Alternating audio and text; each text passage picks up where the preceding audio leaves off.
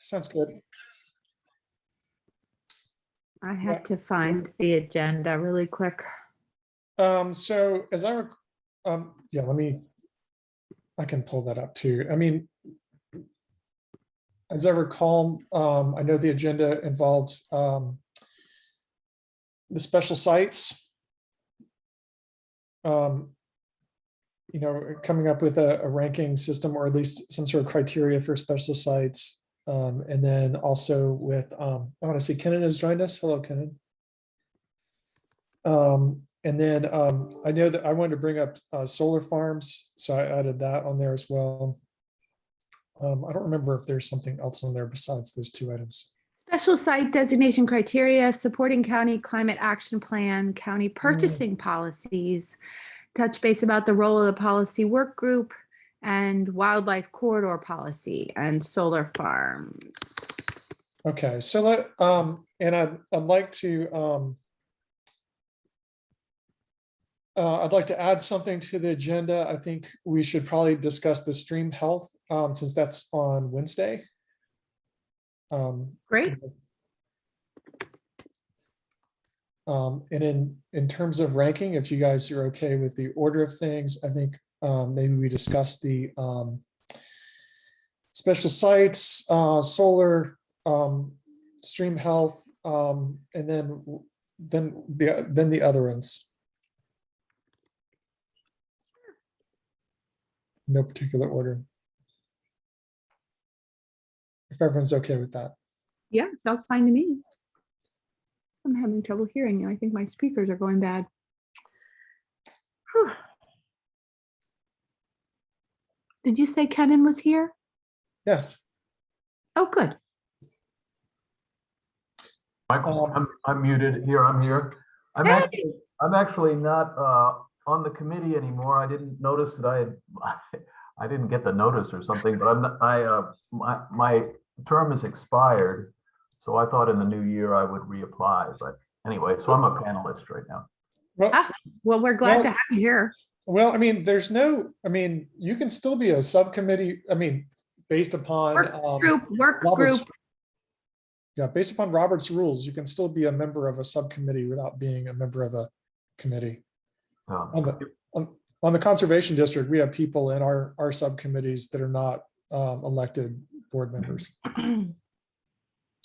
Do we need to start with reading the proclamation? That'd be great. Apparently. Carolyn, do you have that handy? I do not. I don't know. Hold on, and I'll get it for you, or I'll read it. Just go ahead and start. When I get, I'll interrupt you. Okay, that's fine.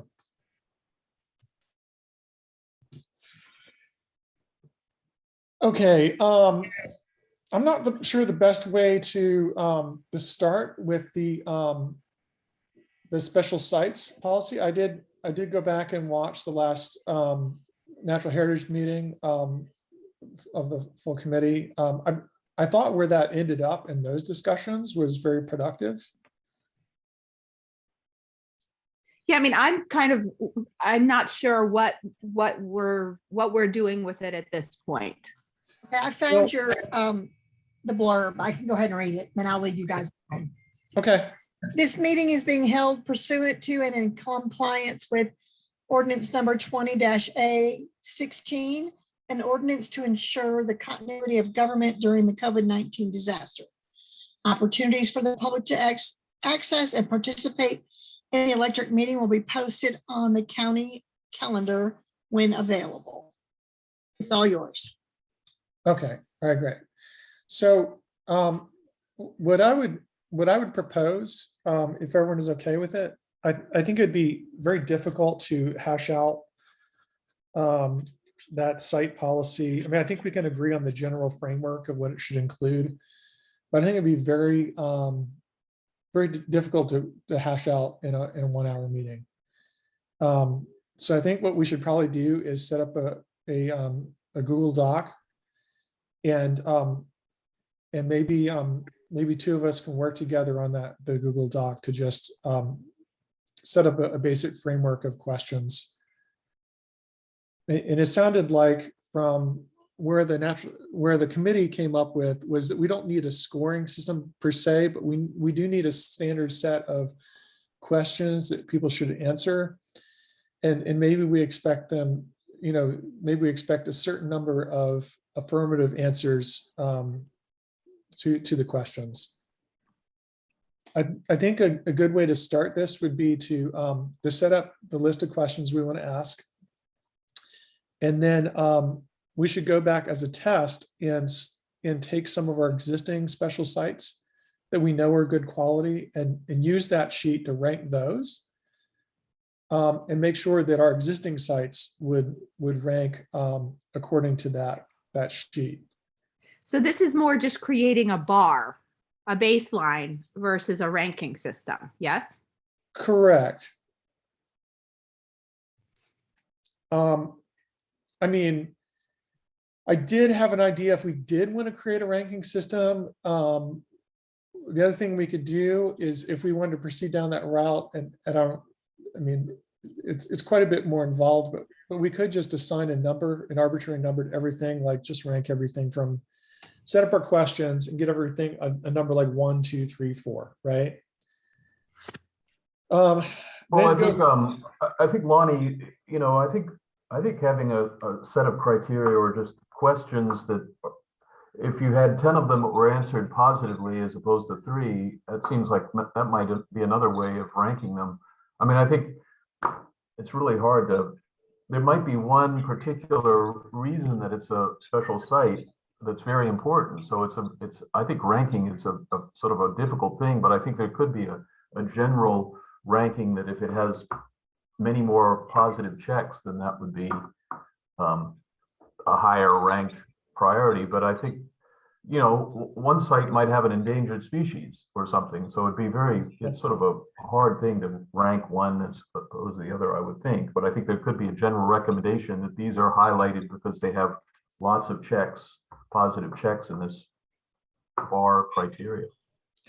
Yeah, and I think we should leave open the possibility of sites of things that don't rise to the level of a special site, but it's a singular rare occurrence that we should track as a committee. I think as a minimum, I think some of the things we should take into account are invasive species. That the site isn't overwhelmed with invasive species. Yes, well, that's an important one.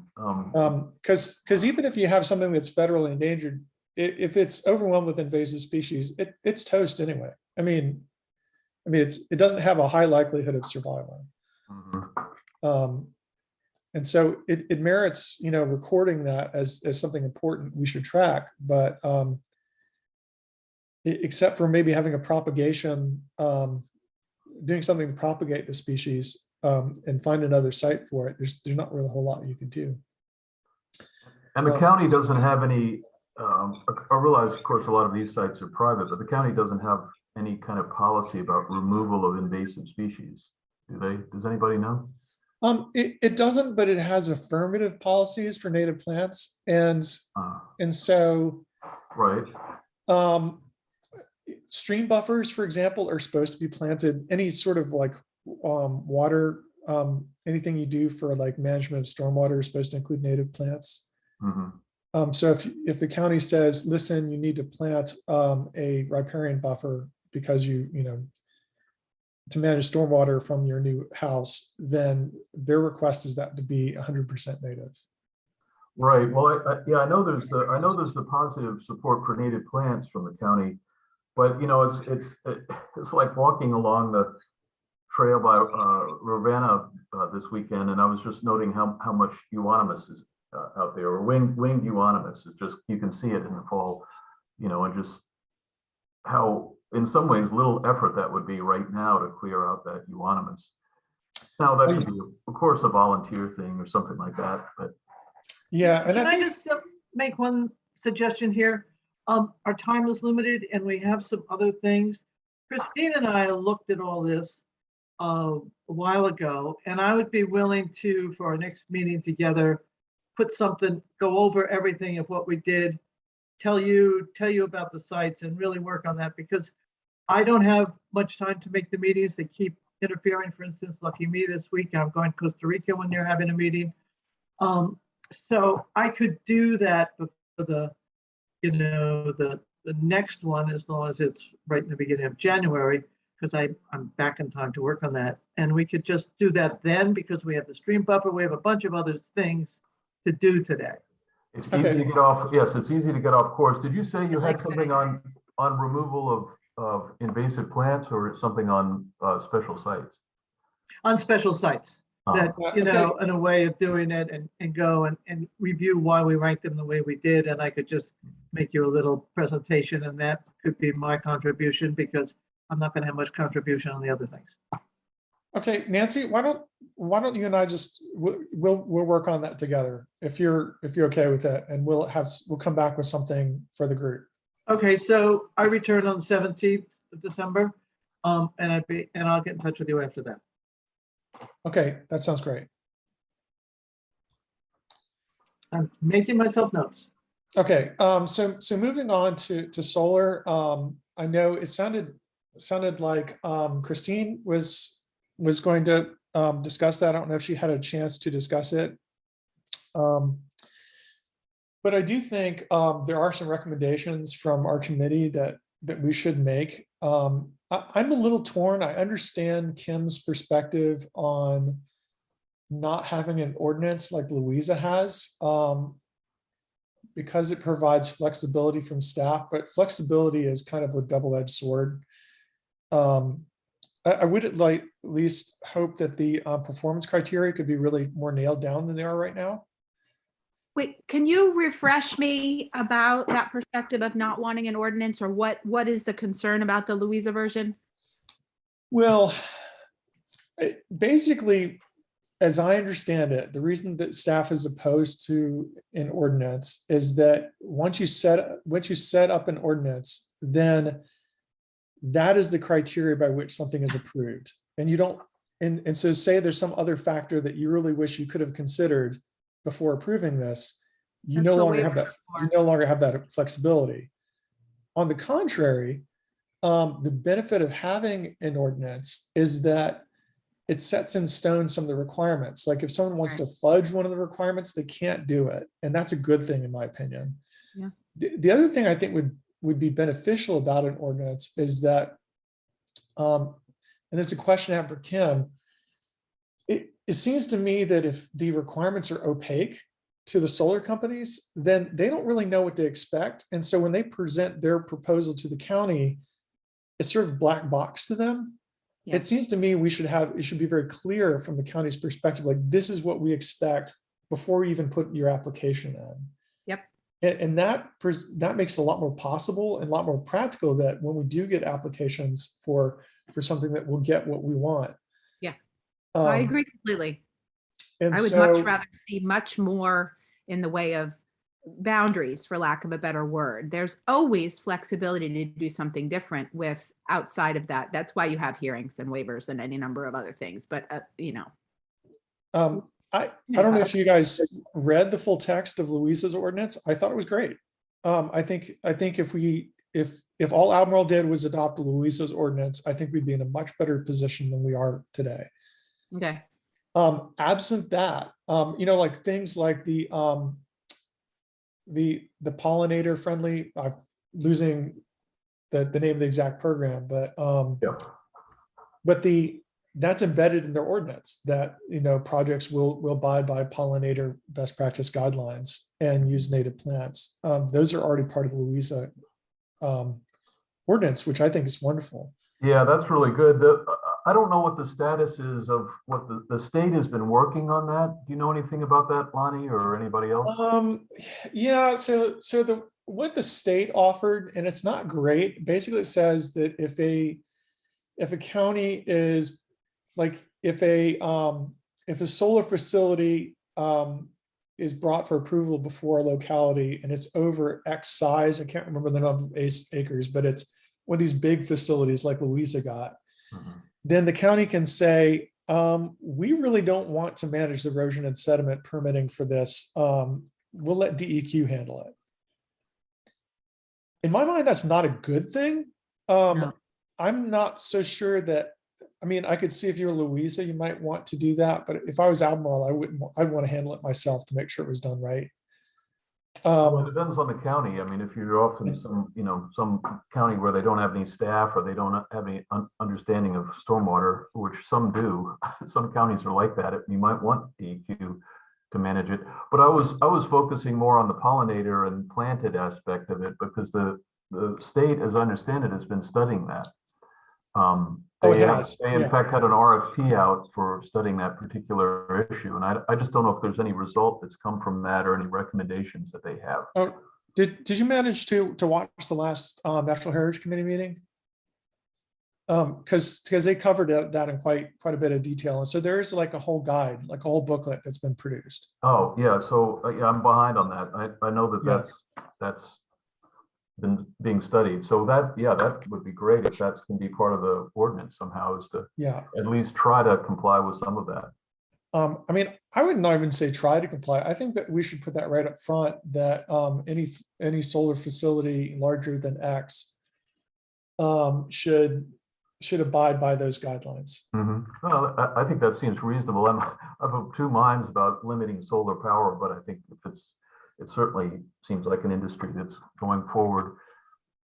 I mean, and the solar industry itself was involved in those discussions and was supportive of the idea. So it doesn't seem like we're putting a requirement on the solar facility, on the solar industry, that they're not, that's unreasonable, that they're not willing to do. I think other things What about forests?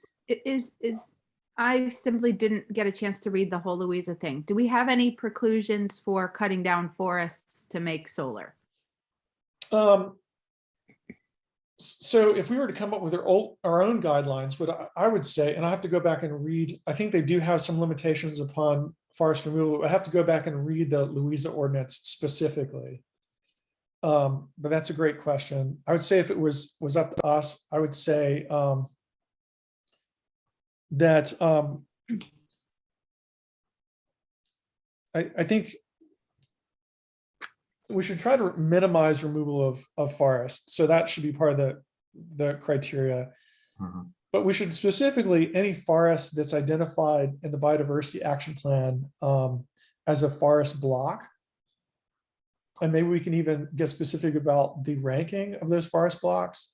But any forest block that's in one of our higher ranked forest blocks within the biodiversity action plan those should not be removed. And likewise, what would be really ideal is any old growth forest as identified by the aerial imagery that we have from the 1930s. If that forest has been there since the 1930s, we should not be removing it to put solar there. That's I just think there's a lot to think about here with farmland productivity and various other things. There are so many really exciting things going on in some areas with growing food under solar panels. I heard this fabulous story up in the Pacific Northwest, and some of that wouldn't work here, but I would simply like to see a whole lot more thought leadership and parameter in place prior to any of this stuff going in on, just displacing the natural world. That's my larger concern. Parking lots, buildings, I mean, come on, let's cover every parking lot in the place. Let's do that before we put it on the farms. Well, and that's another piece of the criteria is this a redevelopment of an industrial site? Okay, approved, I don't care. Right. Well, there's so many good roofs that it could go on also, but this is a potential income source for farms that are struggling. So I imagine there's a fair amount of interest in this for a lot of landowners. So that because farming is struggling right now and all that stuff, but it seems like favoring, I'm again two minds about this, because certainly not cutting down old growth forest, but new forest. If it's relatively new, cut it down if you promise to plant the same thing somewhere else. And I know I think there's maybe a level of attention there that, we don't want to lose forests, but also a newer forest is different than an older forest. I think something like that. Yeah, we got carbon sequestration issues though here. I mean, we got to run up against what paying Peter to, stealing Right. whatever the Peter But I Paul mean, thing is. I there's can't remember. Rob Yeah, Peter there's to a- pay Paul. Yeah. there's pine forest and tree farming and all that stuff that aren't very biodiverse. Cutting that down and putting a solar farm there if they're going to plant somewhere else. It seems like some flexibility to give rural landowners might make this fly a little. I would just imagine it would be more easily accepted and enforced. But I certainly think old growth forest of some age should not be removed to put solar panels. I mean, if we could orchestrate all this, of course, every rooftop, every flat roof in this area would have solar panels. But Yeah, I'm with you, Kenneth. I think if something is essentially an overgrown agricultural field that's just grown up in Atlantis and multiflora rows, if that gets cleared to put up solar panels, I don't care. If a forest, I mean, you could basically say if a forest is less than, somewhere between 30 to 50 years old, it's probably not very viable. And so I mean, I'm, as I said, I think the consideration is this part of a large forest block? Is this old growth? That's much more of a consideration for me. The other thing is too, is there's certain things I think that are a no-go as far, it should be like absolute requirements from the county. I think pollinator friendly guidelines, that should be an absolute requirement. I think maintain of 100-foot buffers on streams should be an absolute requirement. And if those buffers don't exist, they should be replanted. Since a lot of this, we're getting into the weeds with this, but I guess it seems like you could have a biofilter that's narrower than 100 feet or something like that, possibly, if you're concerned about stormwater runoff. Yeah, Or if you look at the heating of the stream that you're concerned about. Well, it's, if we're talking about putting this in a rural area, in industrial use, and you look at what happened in Louisa, I mean, they had massive amounts of stormwater that were flowing off the property into adjacent landowners' property and wrecking their properties. I think people don't give enough consideration. A lot of localities don't consider just how impervious this site is. Right. Oh, yes. It's got to have stormwater management if it's of any scale. And even the one in Louisa, it had stormwater management. It's still it was inadequate. So I think as an industrial use, and we really should think of it that way. Yes. It should have 100-foot buffers. Period. Yeah. All right. I mean, and I think particularly being in the rural area. And since some of these are going in agricultural properties, if those buffers don't exist currently, they should be established. Yeah. I think this is a source of income for rural people, and potentially keeping these larger blocks of farms, from being sold off into smaller blocks. There may be a positive aspect of this that's in allowing, making it easy for people to put these farms up so that they can keep this larger farm, which means more potentially contiguous, environmental integrity. Well, and that gets to codifying, and you're absolutely right. I mean, my family farm, which is a Century Farm, was approached about putting solar on our farm, and I mean, I saw some of the numbers involved, and heck, yeah, it's a lot more than we're getting now from our farm activities now, and we make a decent amount. I mean, we're not like, when people say like farming, oh, it's farmers are doing really poorly. Yes and no. I mean, we do fine. I think a lot of that has to do with whether you're renting your land or not. If you own your land free and clear and don't own a lot of money to the bank, then you're probably doing pretty well. It depends on where you are, but that's another discussion. One other thing I think is very important, and I don't know where it fits in here. We did discuss a little bit at the larger meeting, is the decommissioning of these and the funding. That I think there has got to be some type of mechanism in place that requires funding to exist on the front end.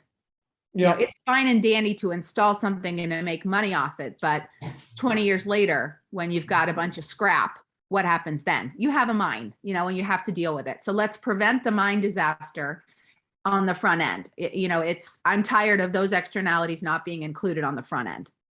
Yeah, and I agree, having some sort of escrow, if that's the right word for Yeah, it. That takes into account disposal. I think that would make sense. Does the Louisa law talk about that?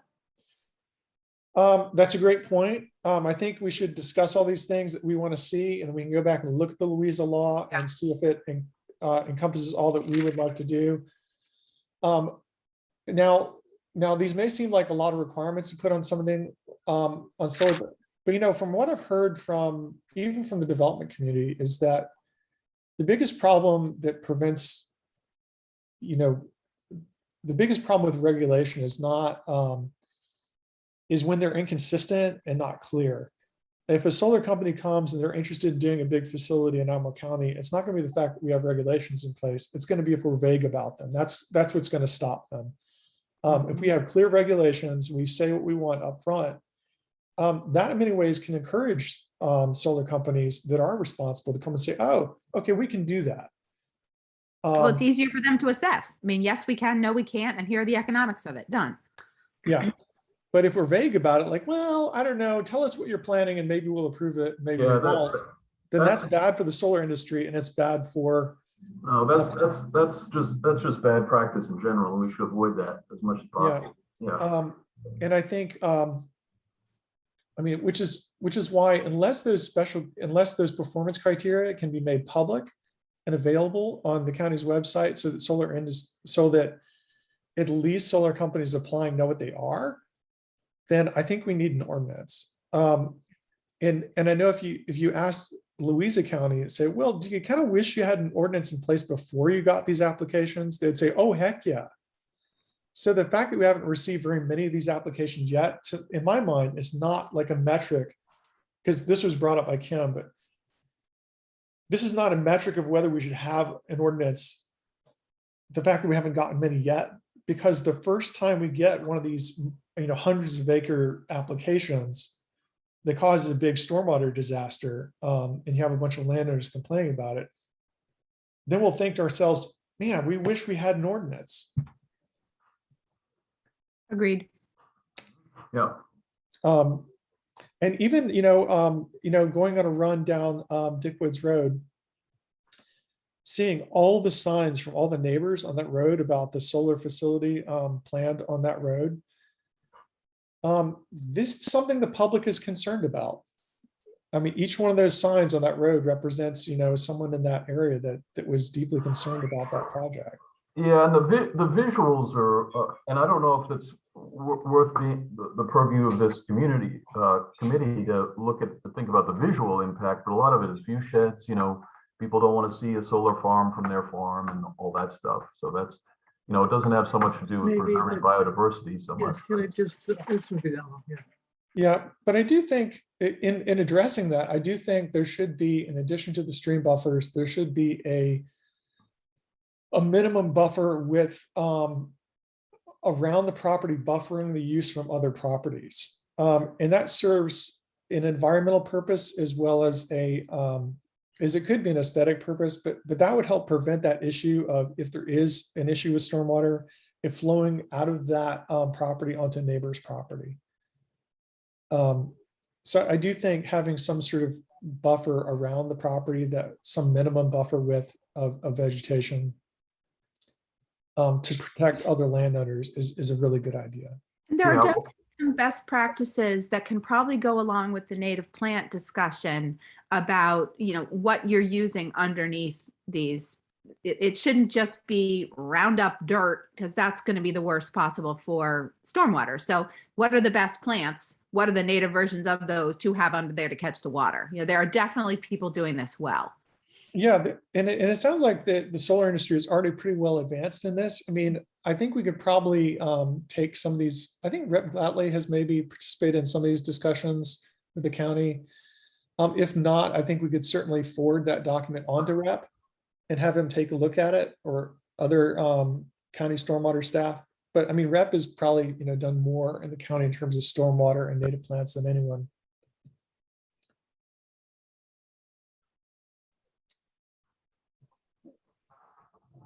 Sounds like a plan.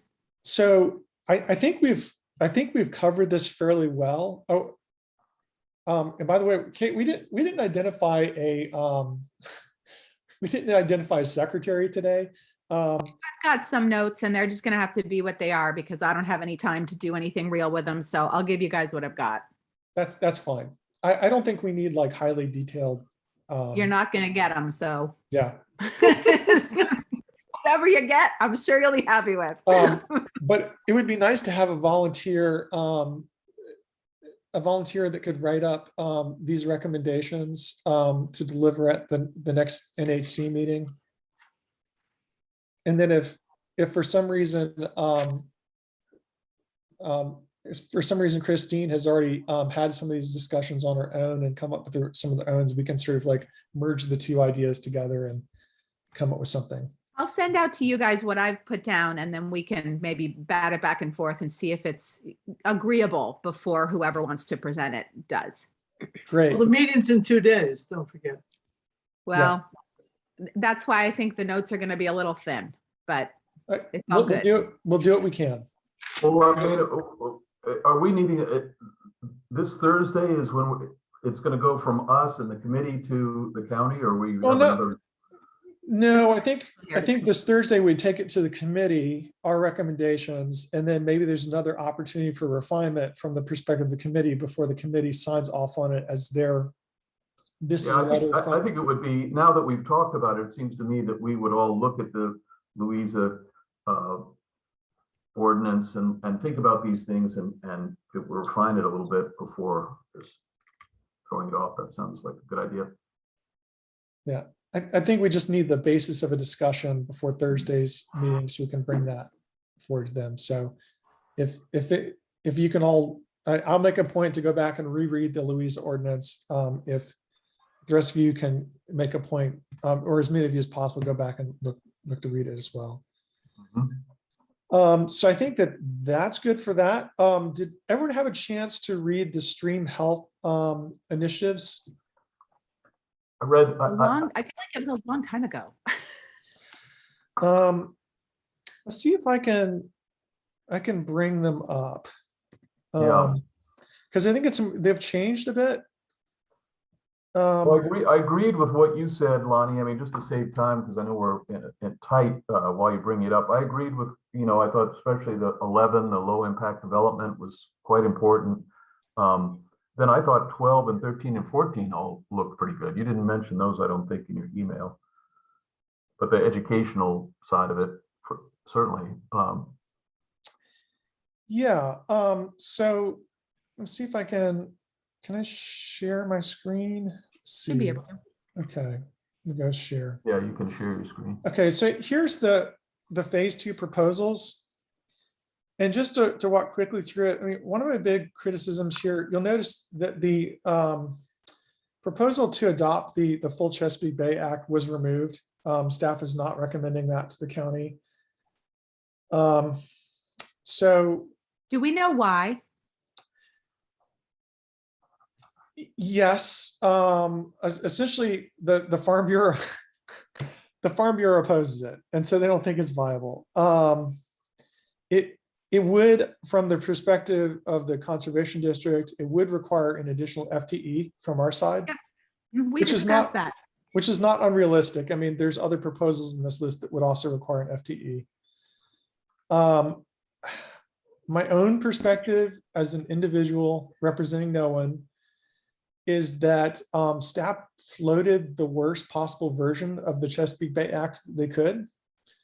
I think that they killed it on purpose. There are ways of implementing that. I think that would be less. I mean, we made recommendations from this committee already, right? That, I think grandfathering the existing state is the way to do it, and only applying it to new subdivisions or building permits would be the way.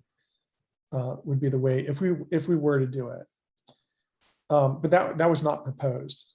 And so when the conservation district reacted to what was brought before us, one of our big complaints was, well, you asked us to respond to this, but you didn't give us any concrete details to which to respond. Everything is so vague. We can't really say whether we support it or not because we don't know what you're proposing.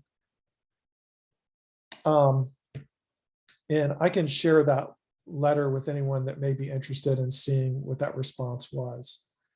I would love to read it, just it'll help me with context.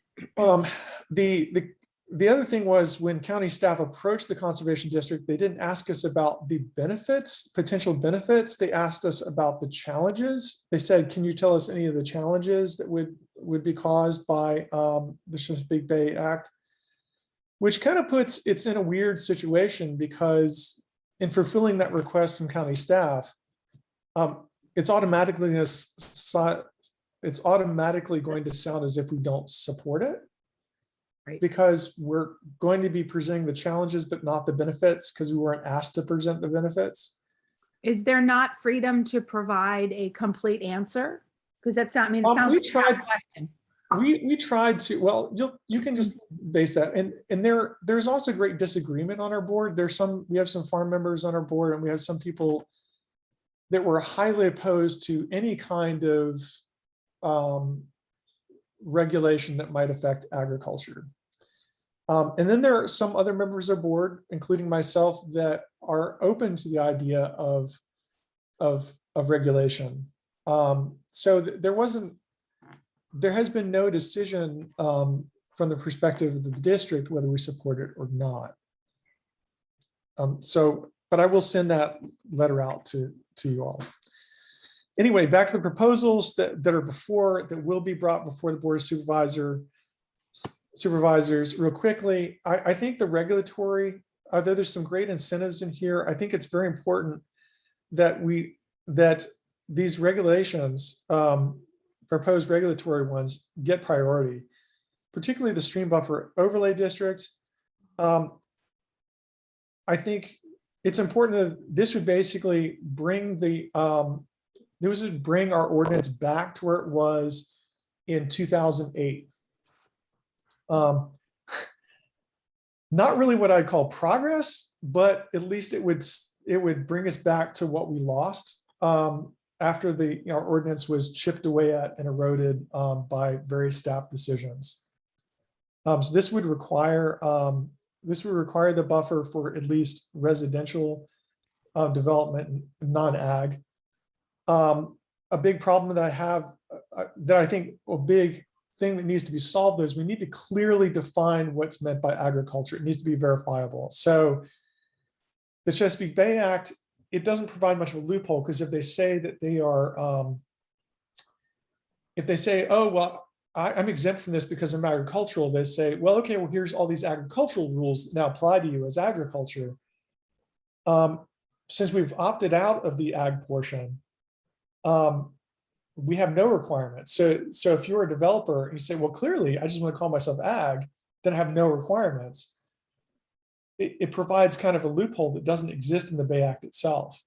So if someone's saying they're ag, I think we need to, at a minimum, apply the same requirements we do for land use, which aren't even great in themselves. But I think at least saying you need to show us a Schedule F, you need to show us you're actually producing something. Yeah, well, I mean, I don't know, why are we dropping this stream buffer for agriculture anyway? Do we have to do that? We don't have to. There's nothing. I mean, the Board of Supervisors could put that back on there. We can make a recommendation that they reconsider it. I mean, I think that's a huge thing for water quality. I mean, that's that's just like this. I'm just going to say the supervisors that I have spoken to, it sounds like it does not have enough votes to pass. Which I think needs some work, because frankly, I've said this before, I'm tired of Farm Bureau being taken as farmers. Farm Bureau is a lobbying organization. That's absolutely fine, but it doesn't represent all farmers. And our supervisors who listen to that as if it's all farmers needs some education in that. We need agricultural regulations here, and the Bay Act provides very important pieces that will cost a lot less in the long run than piecemeal garbage created by a county. So, I mean, efficiencies alone should be able to sell this. Yeah, I think so too. Speaking of which, one of the things I think they need to fix is, once again, they're calling the water protection ordinance buffers, which I think creates confusion between the county and other agencies. And also it means that we can't use the educational materials that DCR has already developed about things like stream buffers. So we have to write our own educational materials. We should call them resource protection areas, just like it says in the Chesapeake Bay Act. So if someone has a question about what they are or how to interpret them, they can go back to the act and say, oh, it's a resource protection area, right? And if we have differences between our ordinance and the Chesapeake Bay Act, we just enumerate those differences. But I think we need to call them, we need to at least reference RPAs somewhere within our ordinance so people know that's what they are. The current ordinance does not. As I said, proposal 1 just gets us to where we were in 2008. Now this one, the proposal number 2, stream restoration and mitigation requirements, this is actually progress in my mind, because this will require something that gets converted from residential use from agricultural use to residential use. We have to restore it to the previous state. That would hopefully mean planting the 100-foot buffer. Would hopefully mean if you put a farm road through that buffer, that you have to replant that, you have to remove that road and restore that buffer. This would remove the big disincentive to use agricultural loopholes to do like an end run around ordinances. Well, this sounds good to me. I mean, this seems 100% good. I think roads can go through. You can have drives through buffers and things like that, I believe. But just as a point, but yeah, this seems quite. We're talking about the rural area too, not the urban area. In the urban area, there's different sets of things. I think in the rural area, and even our current guidance says, all right, if you have no other way to access your this property that you want to develop, and you have, then we do have provisions for people to do that, to put a road through a buffer. Even in the 2008 ordinance, they had a provision to do that. But there's mitigation requirements. You have to plant trees. Now, I think it's like 4 weeks after the original 2008 ordinance was passed, there's a meeting at which they cut a big hole in it. They said, well, for smaller properties that may not have the ability to do that mitigation on site, we'll just waive the requirement. I think that was a huge mistake. And so I think we must hold to that mitigation requirement for if you. Yeah, there is that you have to replant a certain amount if you have a road through or something like that. But there are farmers, whoever needs to get over from one side to the other or something. I think that's allowed. I mean, once again, I think this requires a firm definition, firm verifiable definition of agriculture. Because you have a lot of farm estate properties in Albemarle County that would very easily just dodge this restoration requirement if allowed to do so. Yeah, 2 seems good. So this one is another common sense one in my mind. This is for people wanting to establish stream mitigation and nutrient banks to look at ways we can streamline regulations for them. We want wetland mitigation banks and nutrient banks locally. We don't want to prevent them and stand in their way. Because if we don't have them here in Albemarle, then those credits will be traded elsewhere. And that's a problem. So to me, 3 is a no-brainer.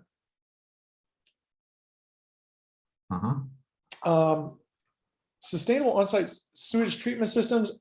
I think this one is a problem the way it's written. Despite what it says in here, there is no statewide funding right now for septic pump outs and repairs. There is money for specific watersheds with the TMDL, and those are limited pots of money. And once it's gone, it's gone. periodically, we have had district-wide funding for septic pump outs and repairs, but those are grants that appear and that money is used up very quickly and then is gone. So unless the Commonwealth comes up with a big pot of money that we can all use to do this, this is not viable in my mind. What I'd like to see proposed instead of this is that septic pump outs are required before a property can be transferred. Yeah, that's what you said. That seems like a good idea. That protects the new homeowners, or just proof that you did it in the past 5 years. You know, like, I think there should be some proof before a property is transferred that happens. I think that would be a viable thing, and that could be implemented. And it wouldn't impact lower income, you know. Here's one question about this. So if this is a proposal, does someone in the county think that there's money to do this? Because yeah, well, you see the cost estimate. They say this would require 4 FTEs. right. And then they have a cost estimate. They have their $4 sign. So they realize this would be very expensive. And then they also say it would take 3 to 5 years. And you're just thinking that the money could be spent somewhere else better. I think it'd be spent somewhere else better. I think this would be they underestimate, like, if you do a pump out, and very often you find problems that require a replacement of the septic system, or you find out there wasn't a septic system at all. That happens. Yeah. And then you're talking something that's thousands of dollars. And that's it. And I just don't see Albemarle County spending that amount of money. And the district doesn't have it. Except, as I said, there are instances where we have TMDLs. Development phase carryover items. These are good too. I support these. Particularly this 25% improvement factor. This says if there is if development is occurring within an area with the TMDL, y'all know what I mean by TMDL at this point, right? Yeah. Okay. Then there has to be a 25% improvement over current state. I think that's great. I think they should do that. These other ones are good too, but I think this one, number 3, is the most important one.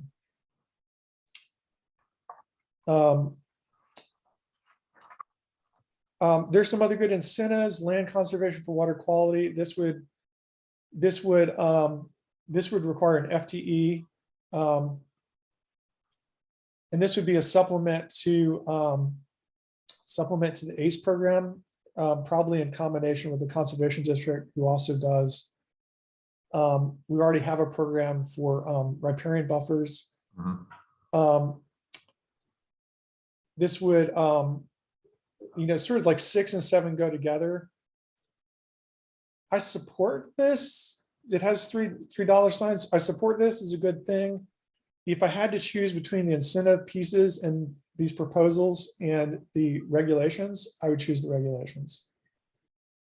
I hate to say that, but that's true. This one is in many ways not a terrible cost because we already have a program with the districts. It would just be cooperation between the district and the county, so it's not terrible. Sustainability for ag cost share programs. So this would once again be staff support from the county to the district to help implement the money that we already have and get those dollars on the ground. I support it. It's a great idea. If we have the money to do it after we implement the regulations, I'm all for it. My priority, though, would be if I had to choose between the urban incentives and the agricultural incentives, I prefer we put more money into the ACAP program. Once again, leverage agriculture BMPs. Our district manager would not agree with me on this. I think she strongly supports those two things, and I imagine maybe the board would too. But I'd rather see us do this. If we're going to fund additional incentives, I'd rather see us put more money into ACAP. Because statewide, you have millions and millions of dollars going into agricultural incentives. And really, the non-ag incentives really don't have a lot of funds. And we spend that money up very quickly. So you can see in the first 2 years of ACAP's existence, the county allocated 32,000. And we did 20 projects, a value of $150,000 in the county. And we still have a backlog of people that want to apply. So it's a good value for the county. They gave 32,000 and they got $150,000 in return of direct economic activity and benefit to the county. So out of the incentives, I think this is the best one. You see the $2 there.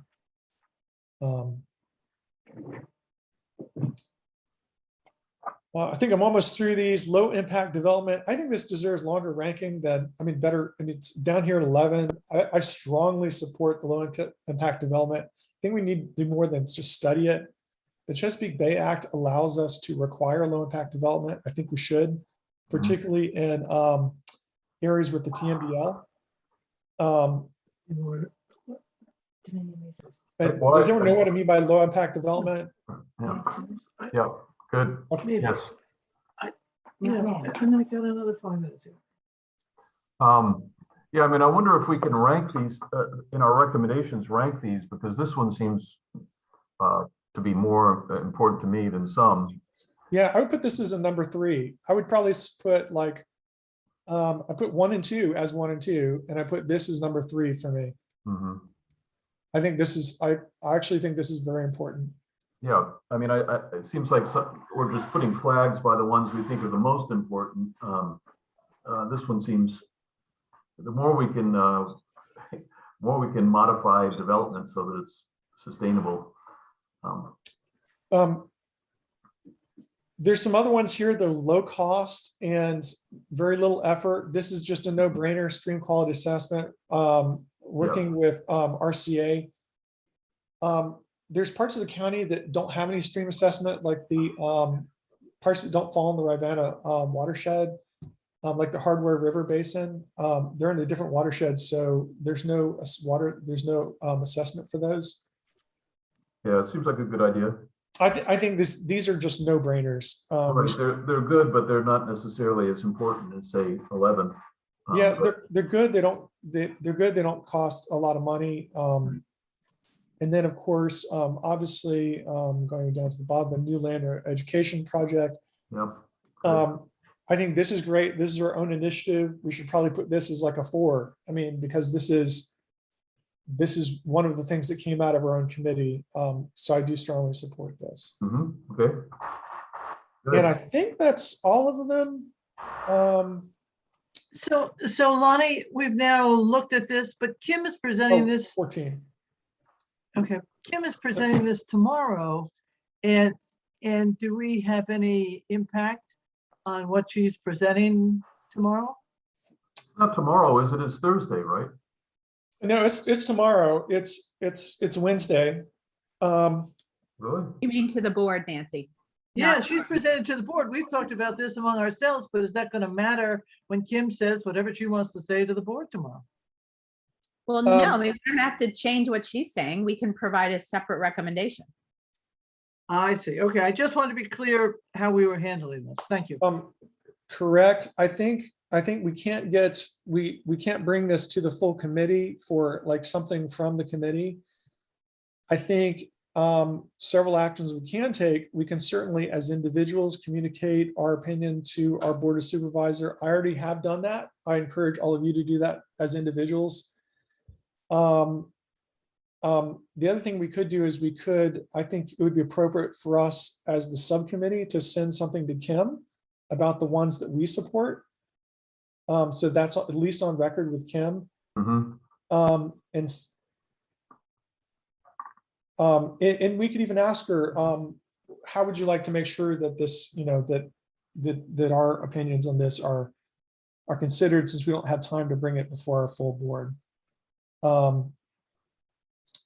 And once again, I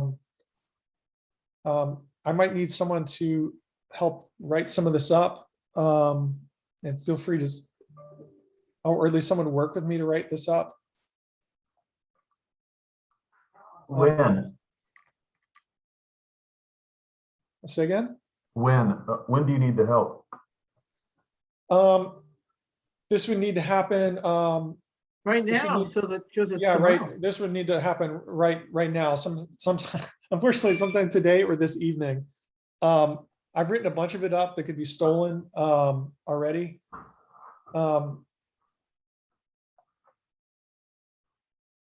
But some refinement, I can put some of the things I've wrote, up on Google Docs and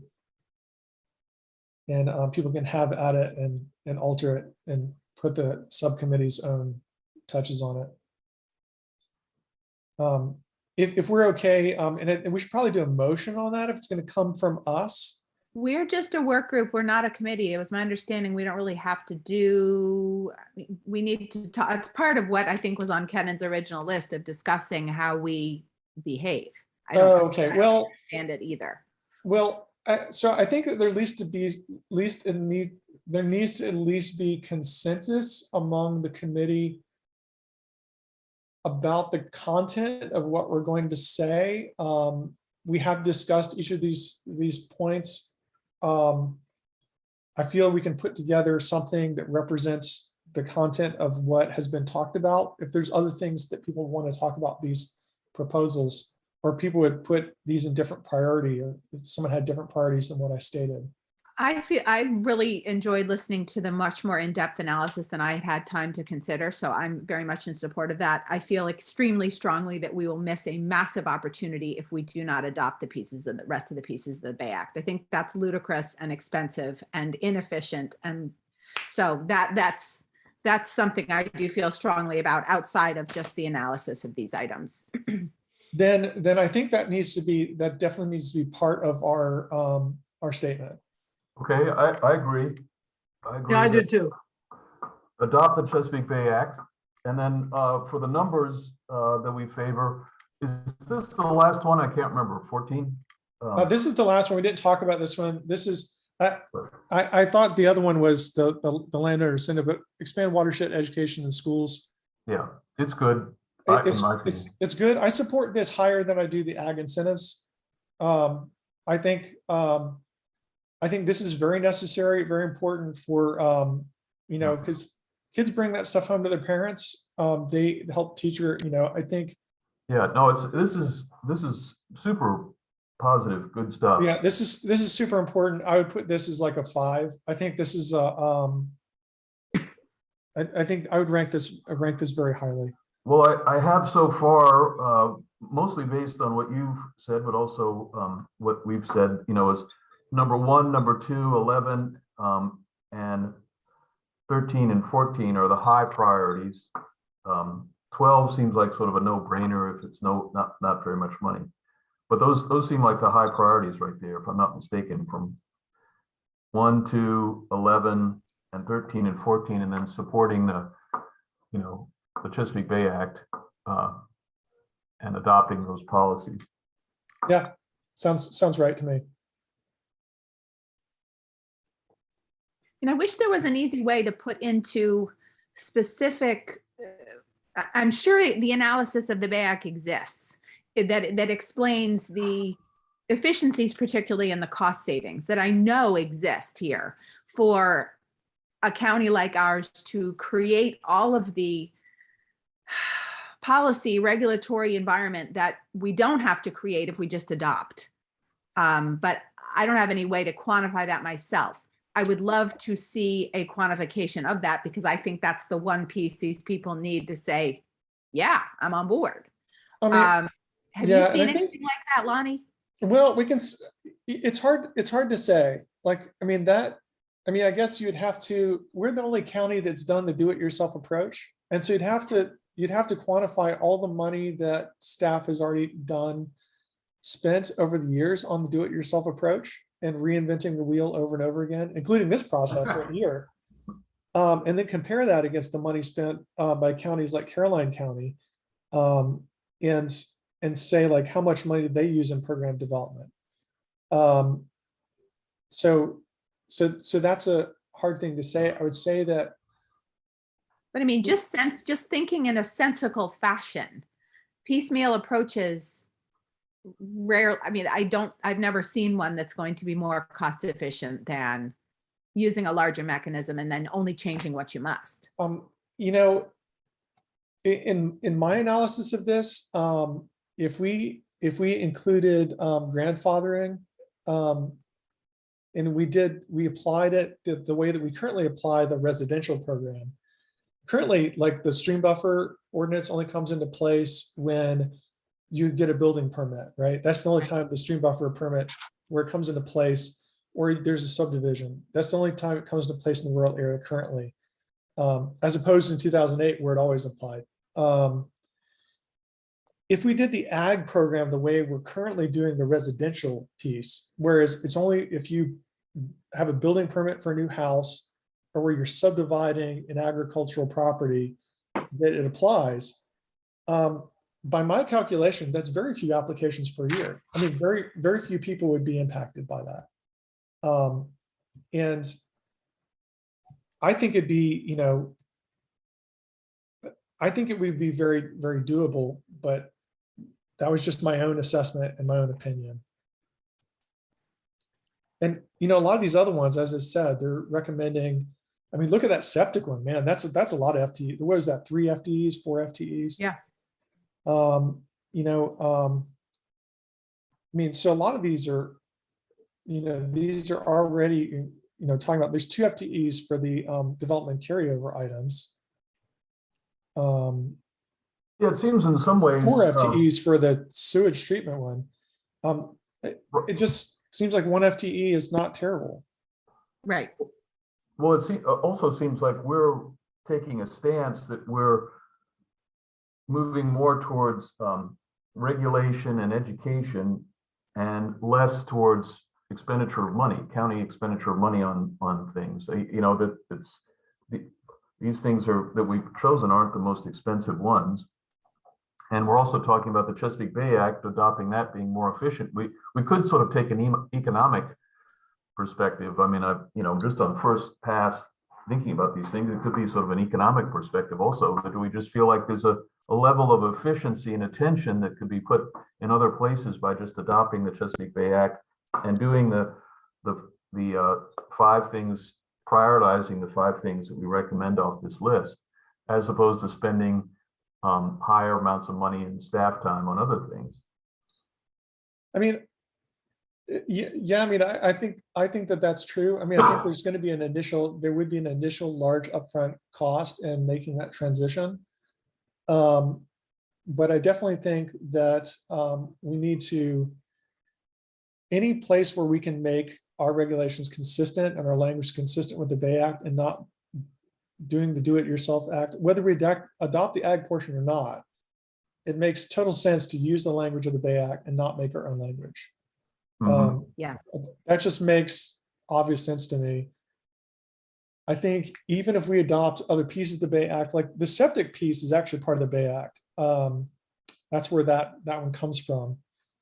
I think even if we were, I think a gradual process of implementation would be very critical. As I said, if we were to do something like this, it should only apply to property transfers, or maybe when you do a subdivision or something, or maybe when you apply for a building permit. It does not make sense to have proactive inspection of, you know, of a program monitoring how many times people are pumped out.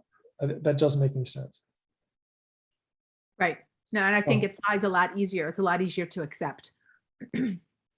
On just another topic, I don't know how long we have, Carolyn, and how much time, and I thought we had. I'm over and I got to go anyway. Yeah. I mean, and yeah. I think we're over, and I have a meeting that starts at 1:30. So I probably need to prepare for that. So we had some items that we didn't get to. That's okay. I think we accomplished a lot given the constraints. But if there's anything else, is there anything else that we need to bring up? Well, have we decided how we're going to present this tomorrow to Kim and or the Board of Supervisors? Is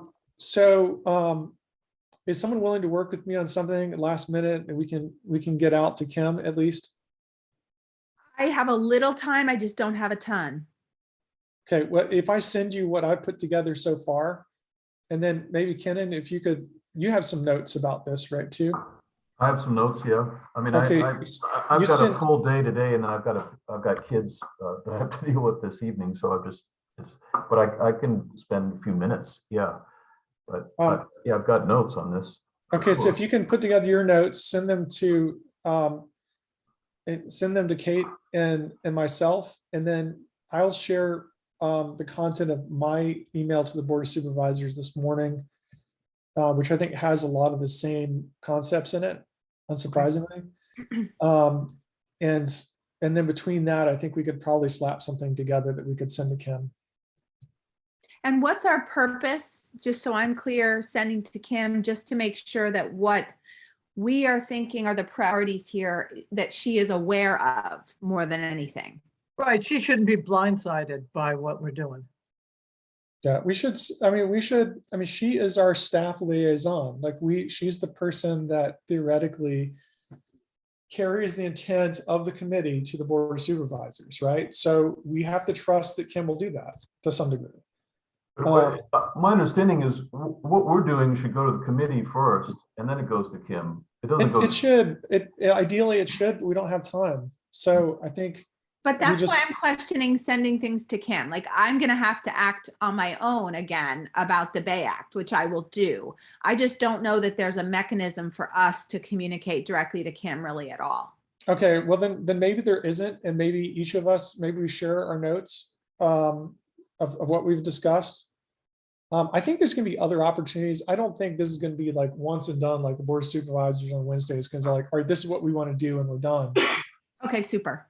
Okay, so just to be clear, we just send an email to Kim and say, we've just talked about this in the committee and subcommittee, and this is what. I don't think we do that.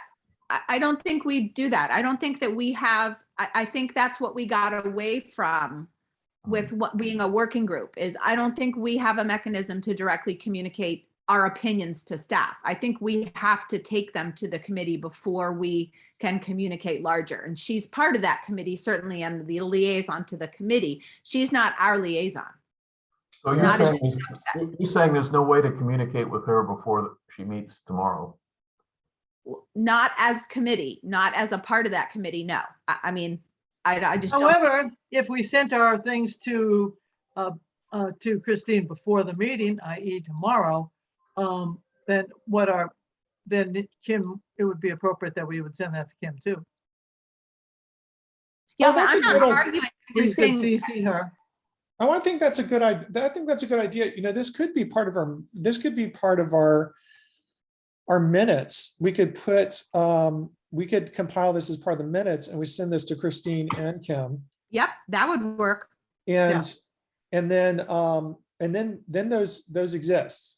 They're Yeah. out there. Yep. Right, exactly. Great Yep, I like idea. that idea. I like that a lot. Be sure you send me the minutes as well so I can get them posted. Absolutely. Kim is also invited to these meetings, so she could come if she had the time. And I will be posting this recording in just a little bit. Great. Yeah, and Okay, well, Lonnie, I also have something else, and I'm not going to be part of this because I'm doing the other thing. So I'll be in touch with you in December, end of December. okay, Take care, that's Nancy. Good to see you. Okay, good to see y'all. And that's Nancy, fantastic. Thanks, everyone. Thanks, Carolyn. You're welcome.